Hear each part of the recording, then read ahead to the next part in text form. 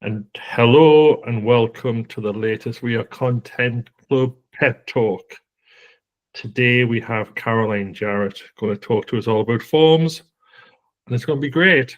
Before I forget, and I already had forgot, I need to say that Content Design London help us put on these talks, and without them we wouldn't get the great speakers that we do. So over to you, Caroline.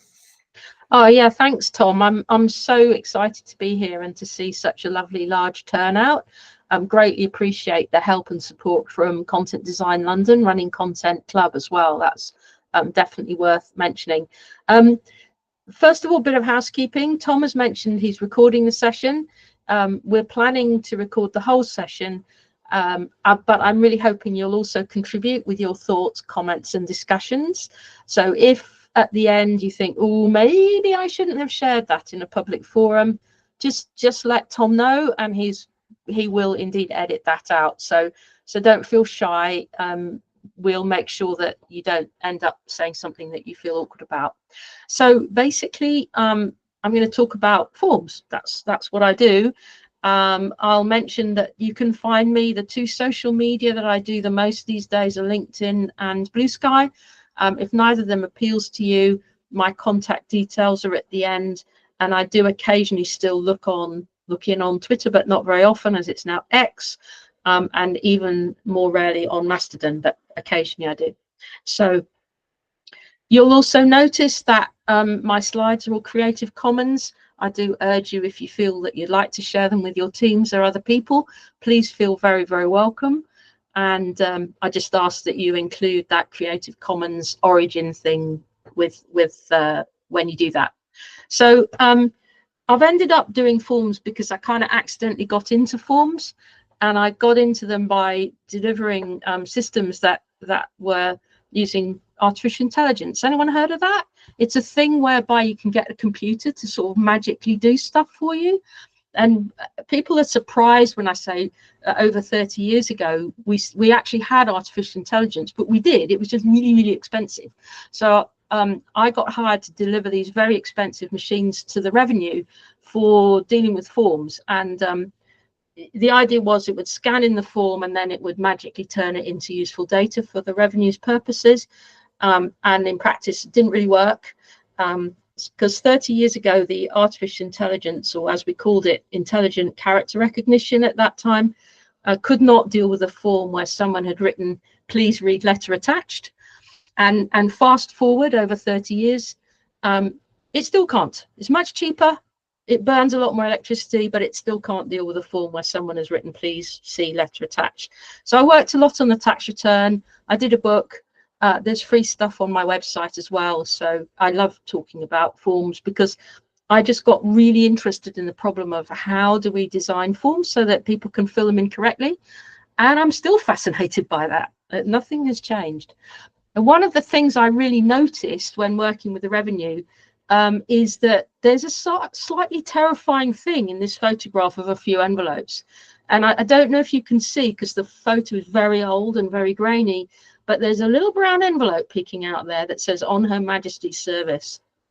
Clearly not from our current Majesty, but the previous one. And there's I discovered that people were pretty terrified of that.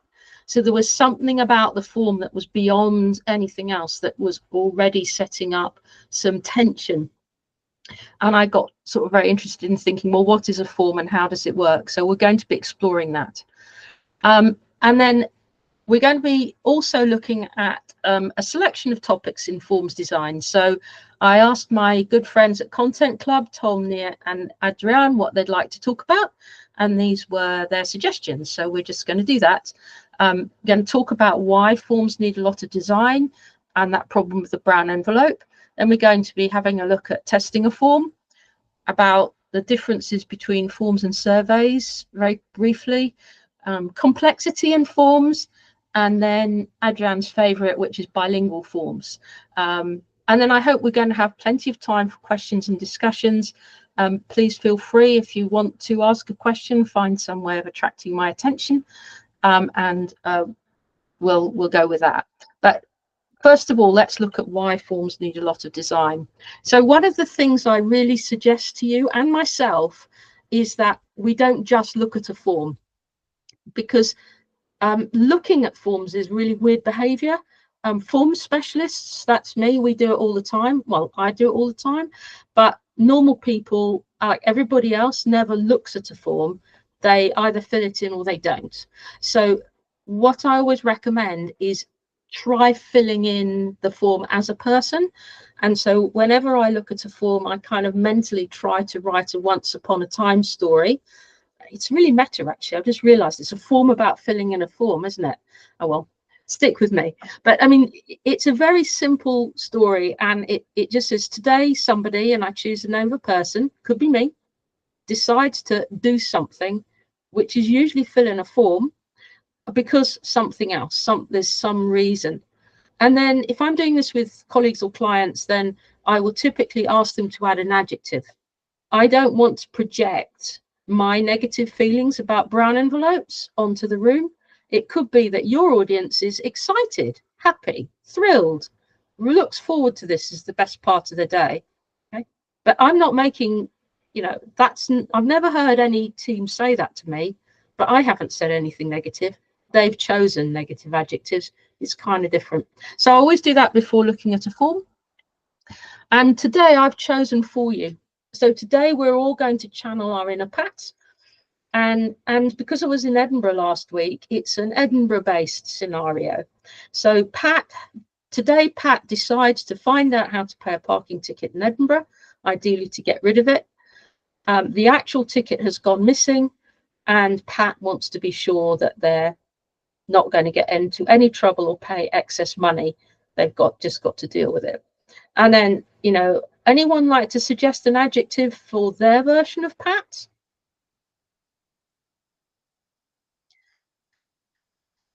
Silence reigns. I don't know if there's a chat thing on this one. Is there a chat thing on this? Yeah. Where is the chat? Down in the bottom right. Down in the bottom right. Does anyone feel brave enough to put an adjective in the chat? Stressed. Perfect. Stressed. All right, cool. So we're going to go with stressed and annoyed. And why is it said ignore? Am I still presenting? Okay, great. So we've got an adjective. We're all going to choose our version of Pat. It might be a different adjective. All you need to do is follow along as Pat tries to pay. And what I want you to do is just note which pages on the website are the form. So here we go. My version of Pat decided to use the search engine of my choice. I think I'm the only person in the whole of Gov Design who uses Bing, but stuck in pay parking ticket. Bing ignored my spelling mistake. Well done, Bing. That was nice of you. Is it the form? You just decide. Then Pat got to page 2, which was a cookie banner. You may or may not think that's part of the form. You decide. Pat got to this page, which seemed to be as Pat to be the right one. Is that the form or not? You decide. And then Pat chose pay parking tickets, which got this one. Parking ticket viewer. It says your PCN number. So Pat is a little stuck because they don't have the actual piece of paper, but Pat tries to do a vehicle registration number. And in fact, it comes back and says it's a required field. So I hope you've decided which ones were the form. And just to remind you, we've got pages 1 through 5. Anybody like to be brave and mention in the chat which ones they considered to be the form? There's no real right or wrong answers, but most people pick on a couple of things. 4 and 5, 4 and 5, 4. Some people say 3, 3 to 5, 4, possibly 4, possibly 3. So that's really very predictable to me. Most people will typically choose 3, 4, and 5. Some people will argue for 2 as well, which is a very legitimate argument. And some people will actually say it really starts at number 1, which is also very legitimate. Like we are thinking possibly in terms of, we know the most formy one, which is number 4. 5 is like the next step in the form. 3 is the introduction and is where our content design skills really start to come in and is intrinsic in getting people set up on the right foot. So the typical lesson from this is we all pretty much said that it started at 4 for sure, because that's the page that looks like a form and works like a form. And that page also has this very form characteristic of asking questions and expecting answers. But overall, that is there to let Pat get rid of this problem. Pat has this goal of dealing with the parking ticket and wouldn't come to that page without having that goal in mind. So where it begins is really at the point where they start to achieve their goal. So I think people who argued for it happening earlier, that's also something that I could definitely see as being an appropriate thing to do. And so what that means is we've got this sort of what I call the 3 layers of a form, which I started to really think about when I discovered about people being frightened of that tax form while it was still in the envelope. They hadn't seen the questions, they hadn't seen the forminess of it. It was at the relationship or goal level that they were already frightened. So that made me think about these 3 layers of a form. And when we're designing, we've got to start with our user needs for sure. But we're also thinking a bit about the business needs, like what is this form being stuck in front of someone for?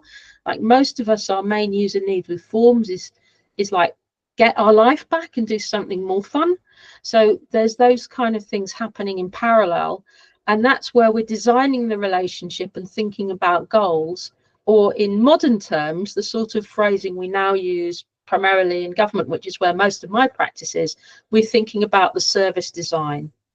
And then from that, we move across to the left to say, well, what answers do we need in order to deliver this service? And that's where we're really thinking about how do we create the right conversational sequence? How do we create the questions and answers to achieve the answers that we need for the form? And that's where we come in as our content designers, is creating that conversation. And then finally, the questions you ask actually get put into the interaction design or printed on the paper, which creates the appearance level, as I used to call it. So all of those things flow together. And you will see how much I believe that content design is at the heart of all this process. So getting those words right is just so crucial to the design of really good forms. And that's why we need that a lot of design. We do need our interaction designer colleagues, or us doing interaction design if you span both worlds. And we also need our service design colleagues. Again, we might be doing that as well. And then right in the middle, we've got our content design. So the thing to remember through all of this is that a great form is easy to read and use, easy to understand and answer. That's our content design. And most of all, easy to get it done and move on. So let's move on. Well, my next topic is a bit about how do you test a form? And the answer is you test the form by filling it in. That's how you do it. So we just did this little once upon a time story. I do this a lot in workshops with clients and colleagues, myself, when someone asks me to do a form, just to get that feel of what it's like, because the reading patterns, behavior are quite different when you're trying to fill it in than if you simply look at it. So I want to exploit that different reading pattern. It is very valid to be yourself. I mean, you need to be realistic about representativeness. So, you know, I would ask myself the question, if I'm filling this in as myself, or if you're filling it in as yourself, are you likely to actually fill in the form in real life? It's also reasonable to channel someone else and to ask yourself, how well do you know that person? Doesn't matter if you don't. I mean, for example, I know almost nothing about teenage boys. You might say, well, teenage boys don't fill in our form. I'm like, well, yes, they do. 18-year-olds are still teenagers. Yeah. And some of us may feel we know teenage boys almost excessively well because we happen to have one in our household. Others of us, they're a strange species that we know little of. So it's just about thinking how well. And then whoever you choose to be, does that person represent real users, or is this just a temporary have a look at it before you go and do your proper user research? So just do usability testing of your form, get someone to fill it in while you watch, either in person or remotely. Do this all the time. It's best fun. It's the best fun part is actually the usability testing. Also, to think a bit about, though, in my little sketch, I've got someone saying, I'm not sure. Well, where did that come from? Was it because they weren't sure an interaction design? Was it because they're not sure because they didn't understand the question? Was it, I'm not sure because I don't want to give them the answer? So cognitive testing, cognitive interviewing is really borrowed terminology from the survey methodologists, and basically just means in usability testing, our rule of thumb is always just sit back and watch if in doubt. In cognitive testing, cognitive interviewing, the rule is ask. Just keep saying, what are you thinking? What are you doing? Please explain it to me. Don't feel bad about interrupting to get that further insight going on, because the thought processes are what you're really looking for. And then the thing that isn't really classic usability testing, but I've decided I really need to put more emphasis on, is that I deliberately chose this ancient schematic, which is from way back in 2000 paper on my website, which is about data capture from forms. And the schematic is of its era, it's like Shriek's 1999. But believe me, some of our colleagues and clients who are dealing with incoming forms, this is still pretty close to their world. Like the PC might be upgraded, but maybe that legacy system isn't. So one of the things that I think is very, very important to do is to go and investigate what are the error rates of your incoming forms, what's going wrong with them. They might be coming in on paper, they might be coming in over voice in some way, they might be coming in electronically, but where are they coming in? Who is doing that work? And then try, if you can, to count what you're getting.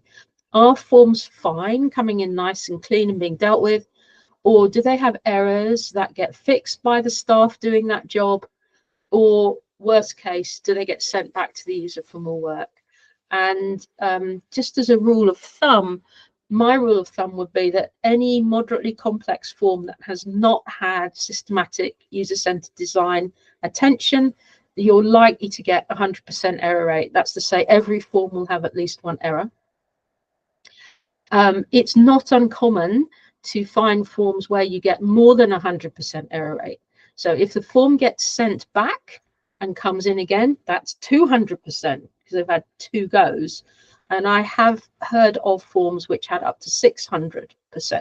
That's to say people were having to submit 5, 6 or more times to get that even accepted in for processing.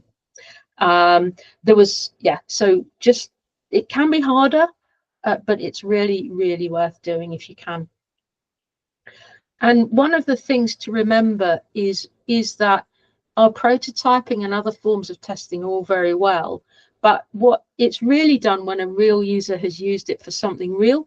So trying to observe what's happening in real life is your gold standard if you possibly can.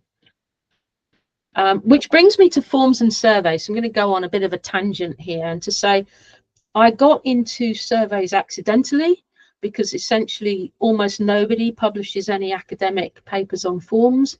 But behind me, there's an entire bookshelf of zillions of books on surveys. So I kind of accidentally ended up writing a book on surveys. Goodness, how could you do that? Well, it happened. But we often use the words form and questionnaire interchangeably. And I've just been rereading the Rosie Project, and if you haven't read it, then I think you'll probably really enjoy it.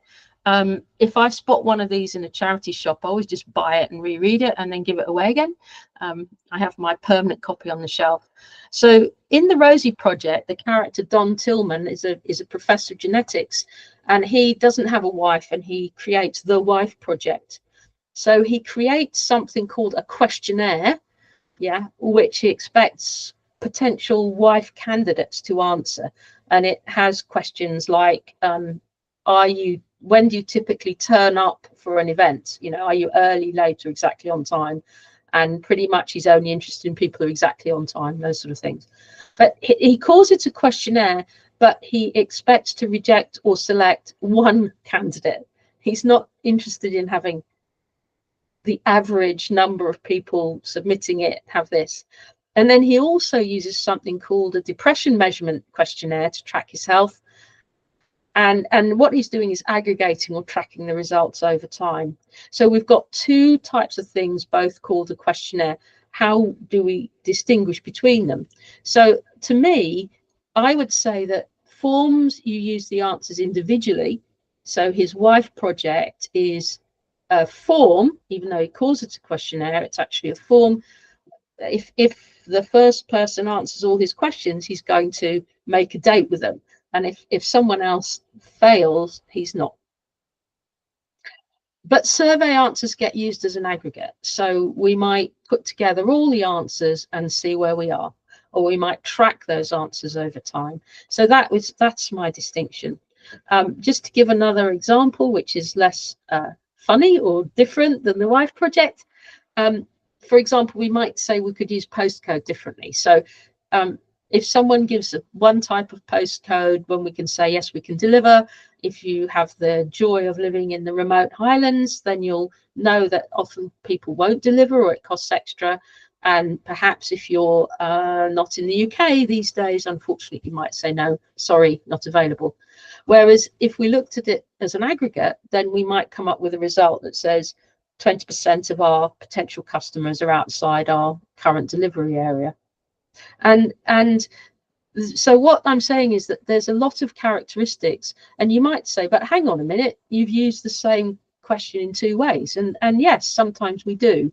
Sometimes we use the same answer in two ways, which is fine, but we do have to be extremely clear on it.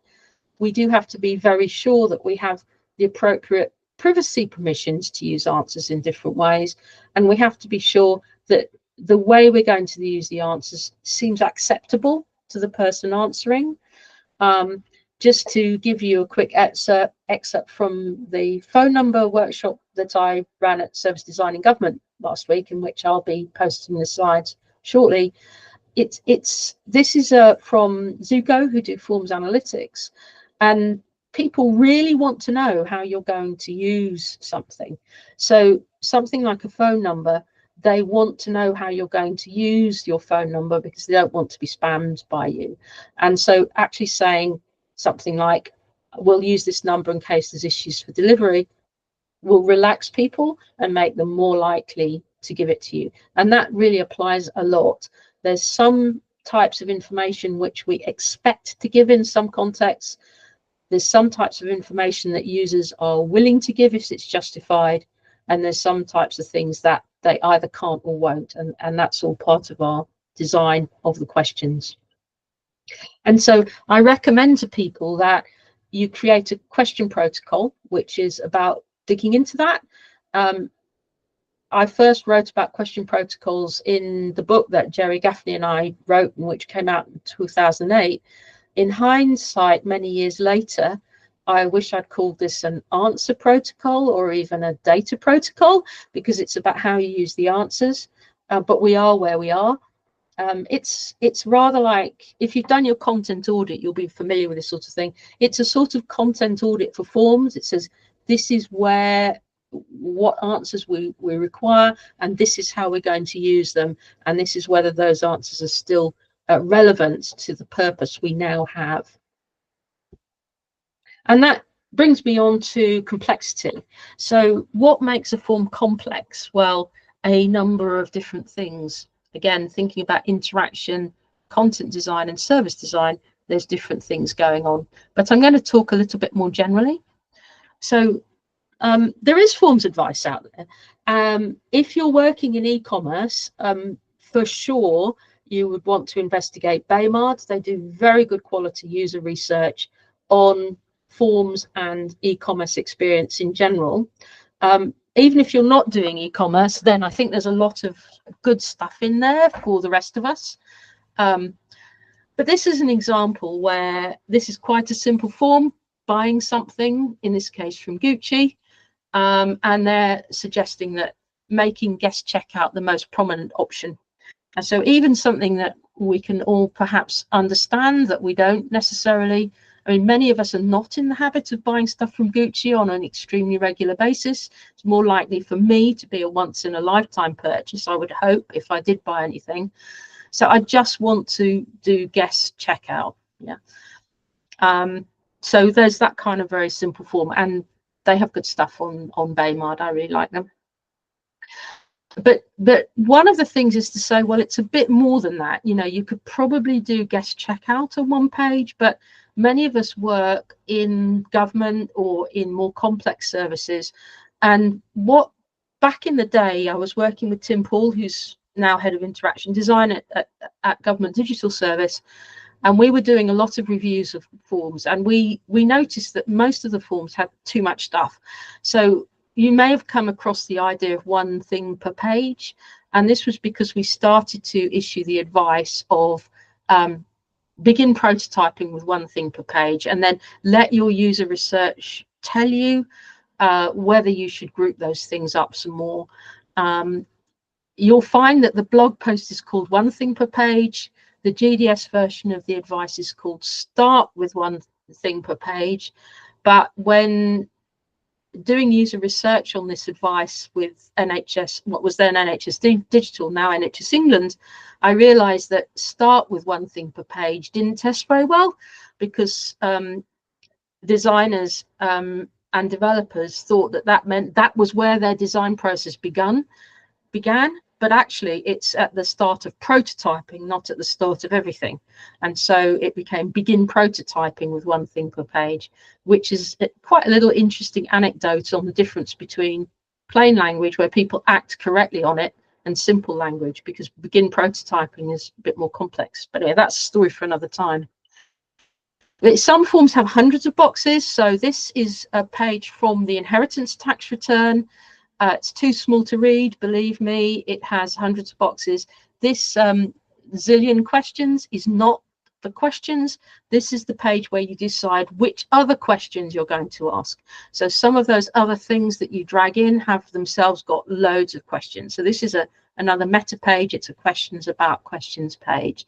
And we do need structures to help people understand and get through very complex forms like this. A form builder page like this is actually very beneficial. It looks frightening, but it's much better than having hundreds and hundreds of boxes come at you one after the other. And you may have seen the task list pattern, which is about breaking up the form into sections. So a census, the 2021 census, had a really nice little task list that had sections per person. You did the people who lived here, and then it built you a task list, which was a very nice way of doing it. Content design warning here. The Gov design system does have a task list component, and it has a complete multiple tasks pattern, but at the moment that doesn't have nearly enough stuff to indicate how much content design you're going to have to do. So for sure you need some content between the service name and the task list to explain how the task list is going to work, for sure. So when you do one of these things, really make sure that you're working as your content designers. Make sure that your designers and your developers realize they're going to need your help, and you're going to have to really do a lot of user research on the content design of this thing. But the task list will only take us so far. So this is where I kind of will ask for your help, because we don't have good patterns for when multiple people answer. So in the census, they built what I would describe, I mean, I love the census, but they built a kind of kludge. So if I was unhappy or didn't know the answers for some of my husband's questions, there is a way around it, which was a link and a whole other different thing. It wasn't neatly built in. It was like a bit more complicated process. So it was possible to have multiple people answering, but not very straightforward. And last year I did a talk with Karen Fernandez from the University of Cambridge about very complex forms where She's working on grant applications of various sorts, and we were talking about, well, how do you design and build forms where it could be that it's a cross institution collaboration of people to put together a grant application. And you could see some task lists in grant applications. These are some of the task lists that might be combined, like, have you got eligible costs? Have you complied with funder guidance? Do not ask me what your statement of intent is, but believe me, they appear in grant applications. That needs some content design. And so, you can see how these things can rapidly scale to be very complicated. So I've been thinking a bit about some kind of complexity maturity, about thinking, can I plot this between daily and one-off? Can I plot it from individual, multi-person and multi-organization? So something like a congestion charge, some people might be paying that every day. Buy something, a lot of us buy something, not every day, but it's quite frequent. Or, inheritance tax returns. Some of us will never do it. For many of us, it would be perhaps once ever.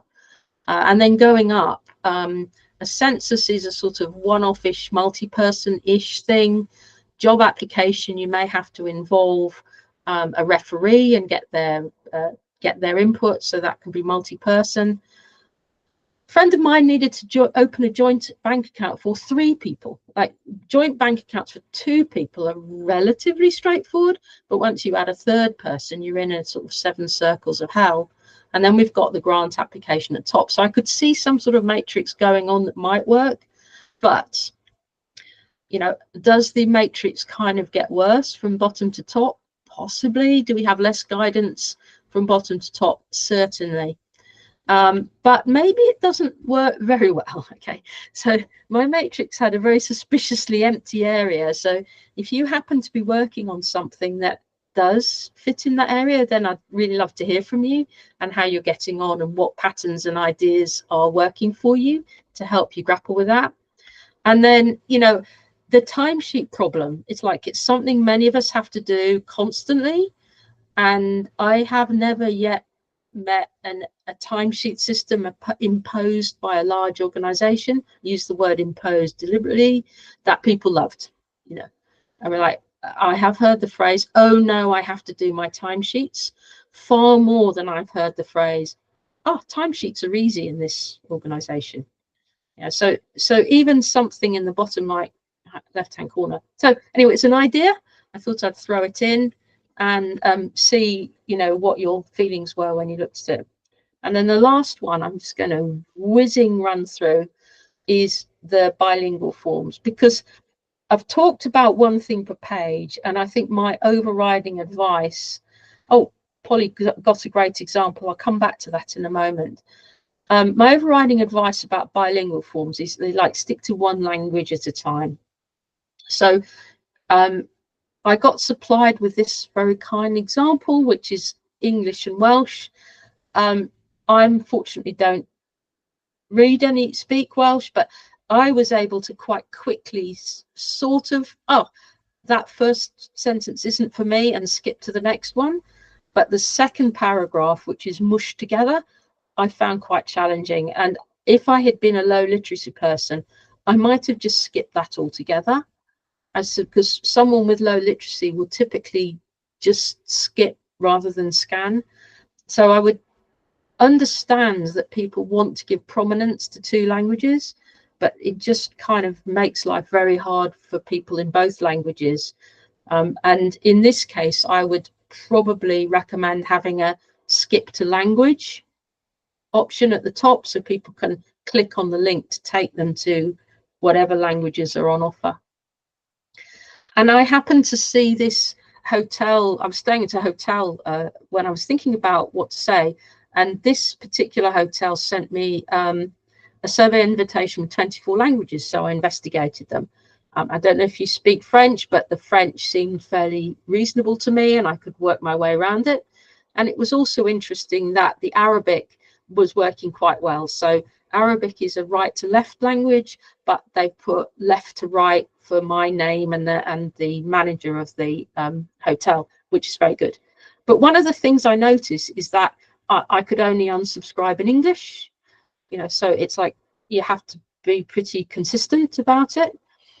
And then when I clicked through the survey, I got a slightly weirder thing with the, in my mind, menacing robot saying enjoy, but maybe that's just me. So I could get that. But again, if I got to that by accident, then is it really obvious about how to change back to a different language? You have to be able to recognize the very small text in the top left-hand corner and the little tiny round symbol, which is meant to be a world symbol, in order to get back into a language that you can read. And then finally, it did offer, I think, 20 or 24 languages, but many people will choose English because it's a second or additional language, because their primary language is not on offer. And then at the end, it says, thanks for chipping in, which is like colloquial English. So we have to recognize when we're offering English alongside other languages that it may be not the preferred language, but the least badly understood. And so be very careful about using strongly native speaker idioms, which I noticed as well when I looked on the French, was not, they just used plain French, so to speak. They didn't use a fancy idiom in French. And finally, I did try paying my car tax in Welsh. One of the things to notice is that Welsh has got yes and not yes. Welsh has a much richer selection. Nia explained to me it's got a much richer selection of ways of being affirmative and negative than we have. So even the sort of question answer types may not translate very directly. But I also noticed that I can only help to improve this service in English. So we do this to people all the time, is not fully translating everything. And I also noticed that is actually a double-barreled and tricky question in any language. So it made me wonder whether the tax reminder letter V11, whether the person in Welsh would have got one with that name printed in Welsh, or whether the name of the form would have actually said tax reminder letter, in which case perhaps having tax reminder letter rather than the Welsh translation would be easier for the person. I just don't know. But it's a tax reminder letter printed in your name. So it's got two things. Have you got the letter and is it in your name? But I've only got a yes or no answer. So it's double-barreled in any language. So you have to kind of really have good questions in order to get good translated questions as well. Comes back to usability testing as usual. In this case, if the form is intended for a native speaker in another language, you got to get native speakers of that language to test it for you, because it's translation is more than just taking a word in one language and banging it to the nearest available word in another language. There's a lot more going on. So oh gosh, I've used a lot of your time on chatting, but let's chat. And I'm going to start the chat by going back to Polly's comment, which is that an example for that top left corner might be, you remember my matrix where I said multi-person and was it frequent or often? And Polly came up with a brilliant example, which is referrals and information sharing between different organizations in the health and care system. Absolutely, Polly. Would you like to chip in and talk to us a little bit more about that? Can't quite hear you. I think you're on mute, lovely. No, I'm still not hearing you. I may have to get you to pop something in. Is that? Oh, yeah, it had randomly chosen a weird input. It does that. Yeah. So this, I work for Bristol Council, so I'm kind of local government. The joys of integrated health and care.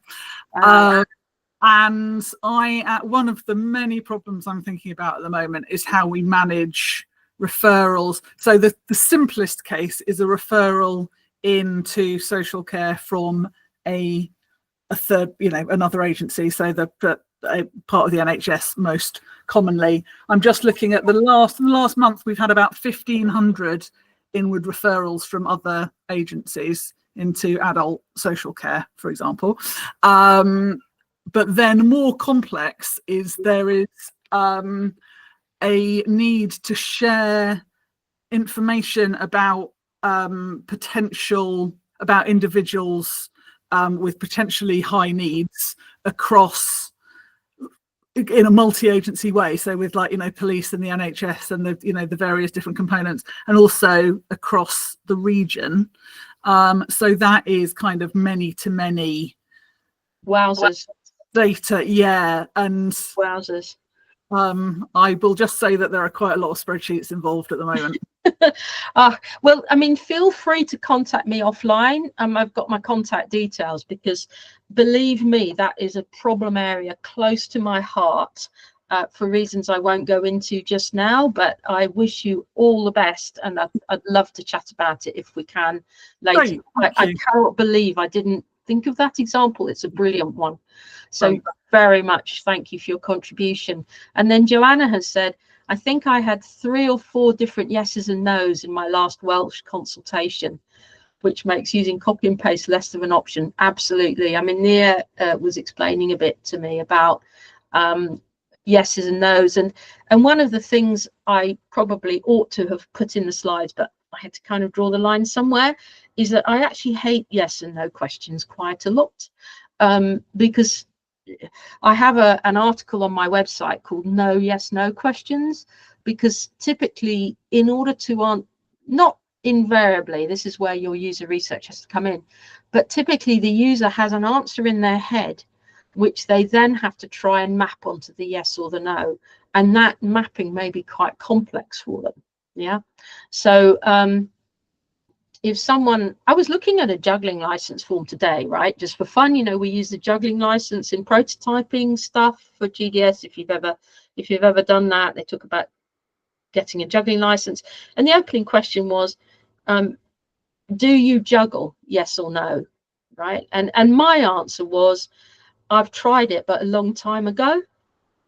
Okay, so that's the answer in my head, and now I have to think, well, is that more like yes or more like no, right? And having some kind of definition of what, you know, having it say, have you juggled in the last month? And you could say in the last month, not in the last month, for example, would have given me a better answer. Not that we ever do that. And Polly's agreed and said, I always want to answer, it depends. And sometimes we can get over it and figure an answer, but for some people that can be a real barrier, you know. So I always want people to think about the different things. Yes, and Joanna's also commented, surely people should not be juggling before they've got their license. It's irresponsible. Now, in most of our circumstances, of what we're dealing with is a lot more serious than that, but that was just the answer that came to mind. But the problem of translating the yes and no answers into Welsh is another one to add to my loathing of yes no questions. At the very least, I would recommend that, at least for your first round of user research, is that you try yes, comma, and the longer answer, and then see whether the longer answer is actually more useful and informative than the yes and the no, or what else people say to you. So I've started ranting on about yes and no, but is there anything else that people would like to comment or ask me about while you've got a chance?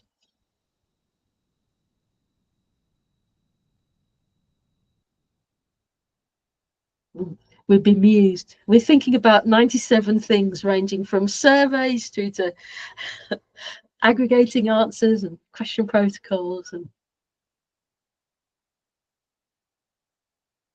zipping about from this to that. Someone's raised their hand. Oh, it's Polly again. Hi, Polly. Go for it. Sorry, I'm always end up talking too much. I'm in your point about trying a form with a user. I'm just thinking about kind of, I've been asked to do a survey of, you know, an internal survey. Yeah. And I mean, perhaps I need to read your book, Caroline.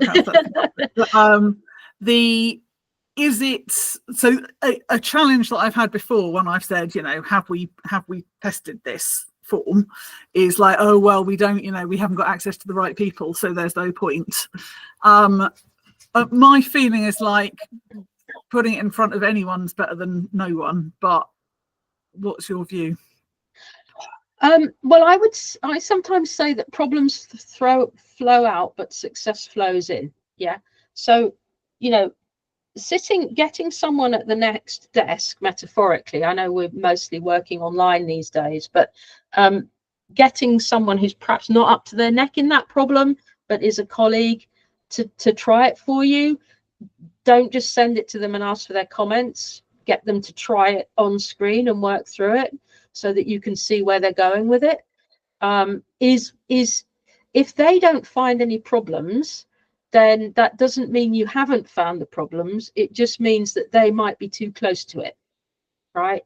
If they find problems, chances are, I said problems flow out, chances are that the problems you find in that circumstance are genuine problems. Not always, but sometimes it's not that they find problems so much. Sometimes doing that testing just makes you think about it in a slightly different light as well. So it's not so much, it's like creating that imagination. If it's fine, if they just have it sail through it, it's possible that you need to try someone who's more distant from it, yeah, so that you can get more of an outside view. So back in the day, for example, with some government work, there'd be huge resistance to doing any form of outside testing for privacy, confidentiality, policy reasons. But we used to find that we could often recruit people in those days. Things like the security guards and the cleaners and the canteen staff were often actually employed civil servants, not so much now. But for example, they could be a really useful source because they were civil servants or employees, but definitely not working in the kind of jargony professional environment that the rest of us. The tricky part there would be, how do you recompense them for their time, right? Because you might not be able to give them an incentive. But what I used to find there was that a very neutral letter to their boss saying, thank you very much for Pat's valuable time. This has really helped our project. That letter to their boss about how grateful you are to the boss for letting Pat help you, and making sure that Pat's contribution is recognized, not saying anything about what they said. That can be quite a helpful way, and is generally acceptable, yeah, as an incentive.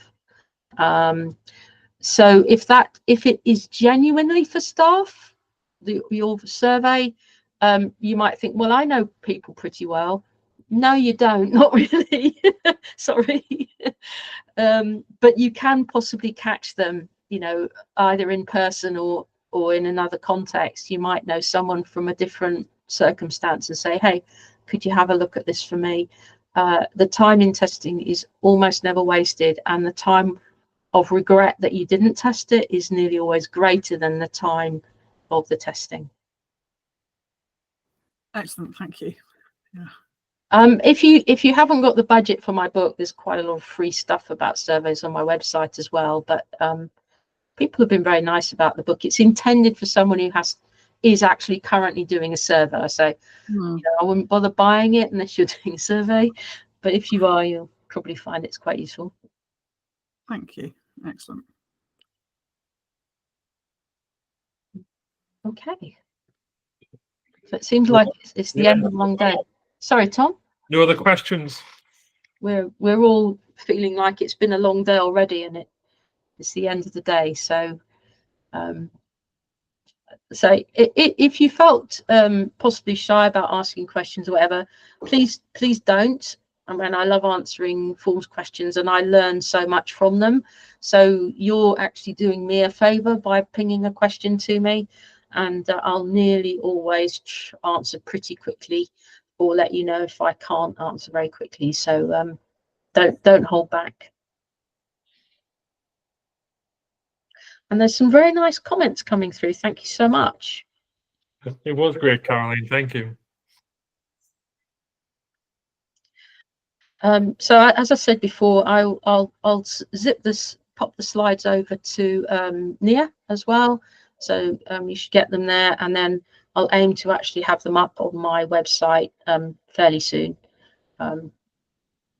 just to make sure that I always make sure I put presentations through my alt text checker, which is a little app, online available app, which lets me check that the alt text for the images actually says something useful for someone who might be using a screen reader or relying on the alt text, due to Microsoft's habit of generating utterly useless alt text for me. What's that app called, Caroline? It's called the alt text checker. It's alt-txt checker, and again, you can find it through my website. It's free to use, and it's also open source, so if you want to create a version that you can use for your own purposes, then you can. So I think I need to hand over to Nia just to tell you a little more about Content Club. Thanks, Caroline. I just popped a link in the chat. So yeah, if you're not a member of Content Club, please do come and join us. It's a free online community. We've got about, I think, over 1,000 members from all across the world. Our talks every month are sponsored by Content Design London, so we do pay all of our speakers, and for our members, they're free to come along to. And every Wednesday we run, we have just like a coffee and a virtual chat, which is really nice as well. So yeah, please do come and join us. It's a great place to ask questions, meet people, that kind of thing. And I can say that they're lovely, really nice people. Anyone who's not joined in, I think you'll enjoy it. We try to be nice. It's an effort for some of us. That's great again. Thank you, Caroline. I'm going to stop recording now.